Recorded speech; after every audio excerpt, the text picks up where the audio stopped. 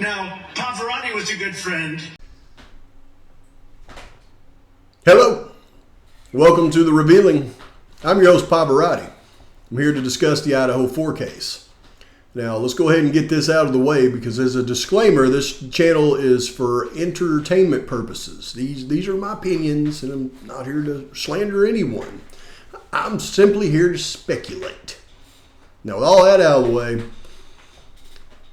everything's starting to make sense now. Do not watch this video unless you have watched my previous video that I put out yesterday on EB. Okay, I put out 2 videos yesterday. It's the last one that I put out. Actually, no, I didn't. I put it out this morning. So the video that I put out today, don't watch this one unless you watch that one first. Because once you watch that one, you watch this one, and ding, ding, ding, folks. This is crazy. Everything's just crazy. When we talk about, I talked about EB being not only potentially Kohbergers' alibi, she's also potentially the DoorDash driver and potentially one of the state's witnesses. And with that in mind, everything is starting to make sense in this case. Even in the courtroom drama. Let's go back all the way to that first alibi that Ann Taylor put out. Right? And she has never put out the full alibi. Never. They put out the first one. Judge says it wasn't sufficient. They put out the second one, and all of the proverbial crap hit the fan, right? Prosecutor freaked out. Everybody freaked out because in the second one, she put in there that Kohberger had went south and west instead of going towards Moscow on the 270, and that wasn't his car on camera at the Floyd Cannabis shop. At Floyd Cannabis' shop. I like saying cannabis's. But everybody freaked out. Now, a lot of people took that and ran the other way. They said, well, his car was never in Moscow, and Ray's going to prove that. It's not what they said in that alibi statement. They simply said that he went south and west. Initially, he didn't take 270. They said that he liked to go to Wawa Park, which insinuated that he went to Wawa Park. Well, they most definitely could have, and still made the roundabout trip into Moscow, which I've showed y'all on a map several times. And when you look at the court proceedings of what Ray says, when he talks about the drive test data, he said what was missing was the drive test data of the actual King Road residents. He said he didn't have any of the drive test data for the King Road residents, which is the most important drive test data for him to have to be able to determine the location. So what he's saying is they have Kohberger in Moscow, not during the time of the atrocity. His phone was not important to a network. They don't have anything on that time. But when they're talking about the previous cast data, they're talking about his history. They're trying to show a pattern of him going to the house. What Ray is proving, or trying to prove, if you can get the drive test data of the actual house, is that Kohberger was in the area, but he wasn't at the King Road residence based on the cast report. That's what everybody keeps getting messed up. They think he was at Wawa Park. He never went into Moscow. No, that is not what they said. Not in any form or fashion. So, with that being said, when you look at the second alibi, they went in more detail with Ray doing a partial corroboration. That's why it says partial corroboration in there. Because they're looking for the other piece of corroboration that they're waiting for trial, or waiting for the prosecution to give them the final draft report from the FBI so that they can include everything in the actual alibi statement. And they don't want to do that until they get the draft report, because when they produce the second alibi statement, the FBI then changed their draft report. And they don't want them to do that again, which is smart, because apparently, there's smoke and mirrors going on there. But all that to the side, let's get back to the initial alibi that the defense put out, because that's what's important in this conversation. And why do they say partial corroboration from Cy Ray in the second alibi?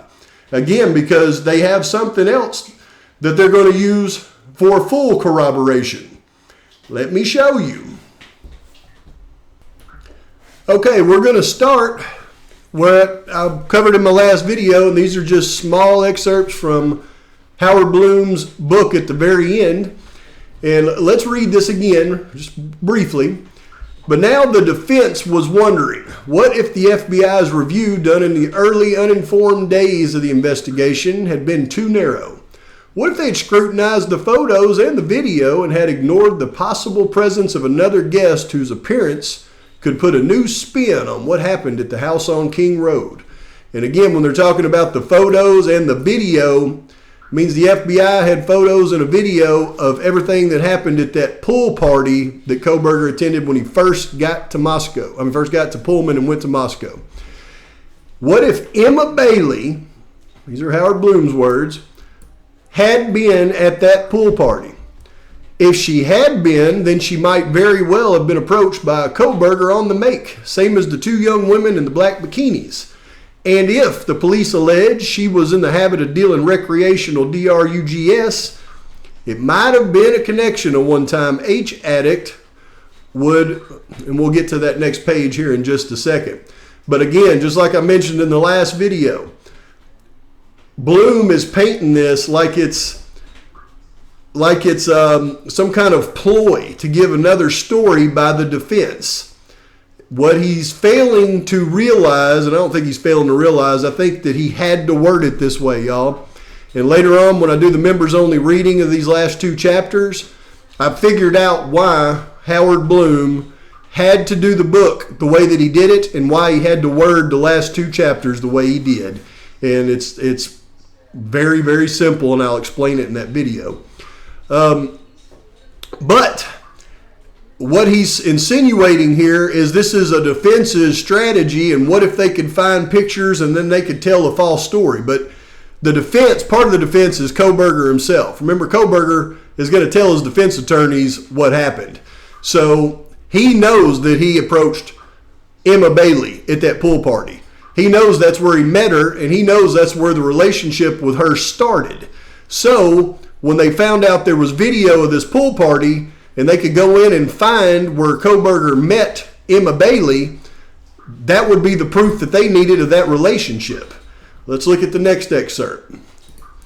Remember, it said a former H addict like Kohberger would have relished that relationship. It might have been an association that, unlike his approaches to the other two female partygoers, could have had some longevity. Not could have had, did. Kohberger would know that.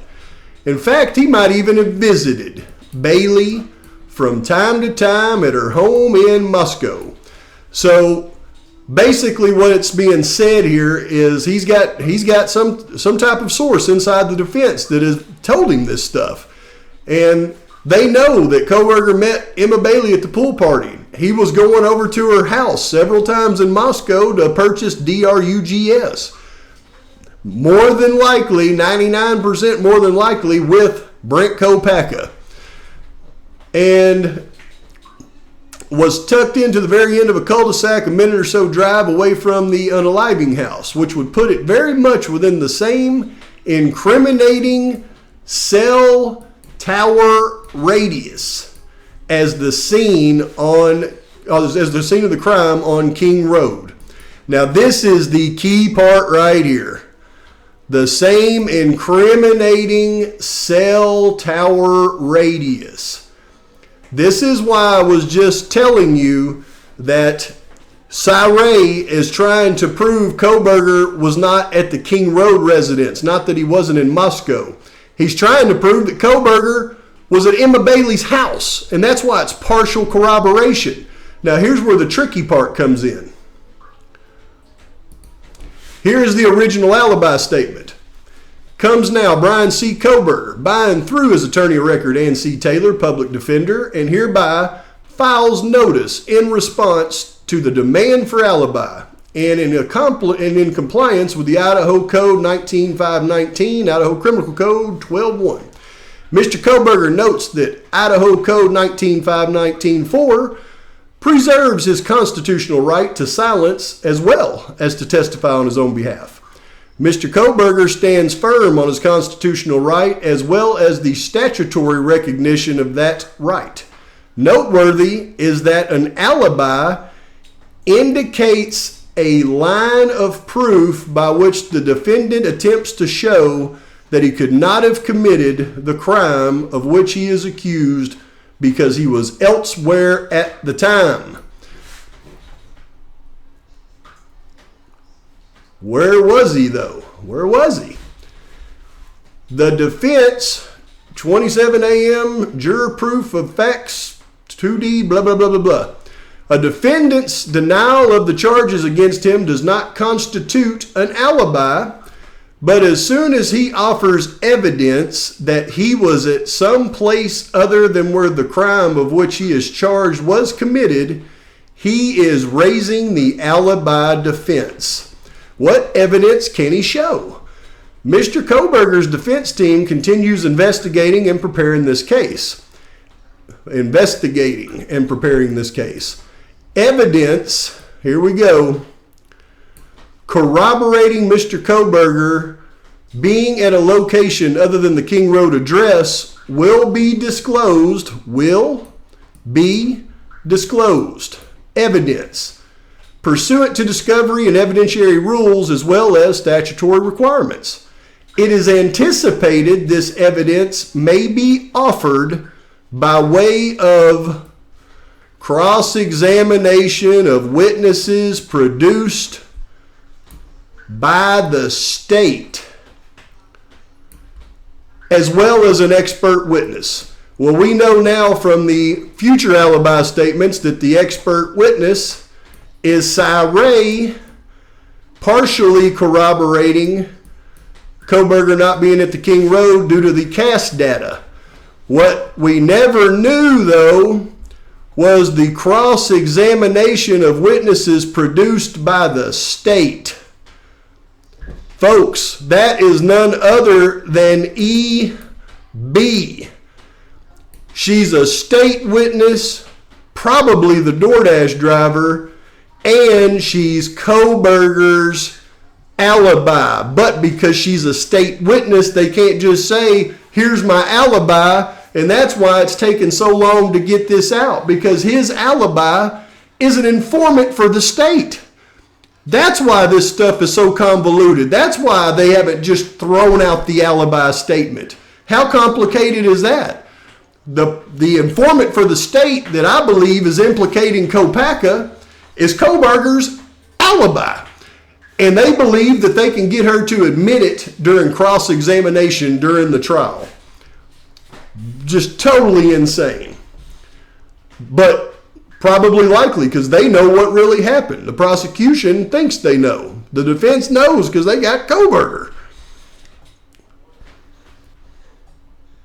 Crazy. However, when you start to take this information and think about it in the way that I'm explaining, and then you apply it to the timeline of events, woo!